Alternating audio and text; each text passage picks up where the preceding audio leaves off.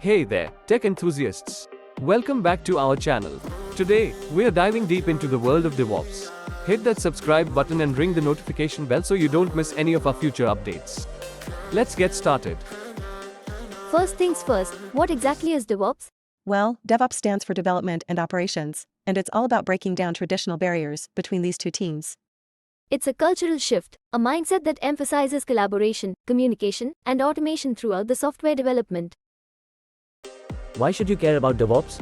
Great question. The benefits are immense. By fostering collaboration between developers and operations, DevOps streamlines processes, accelerates software delivery, and enhances product quality. This means faster time to market, reduced errors, and increased customer satisfaction. Who wouldn't want that? Think of tools like Docker for containerization, Jenkins for continuous integration, and Kubernetes for orchestration. Encourage cross-functional teams, create a blame-free environment, and prioritize learning and improvement. There you have it, folks, a whirlwind tour of the amazing world of DevOps. Hit the subscribe button. Remember to give us a thumbs up if you found this video helpful. Until next time, happy coding.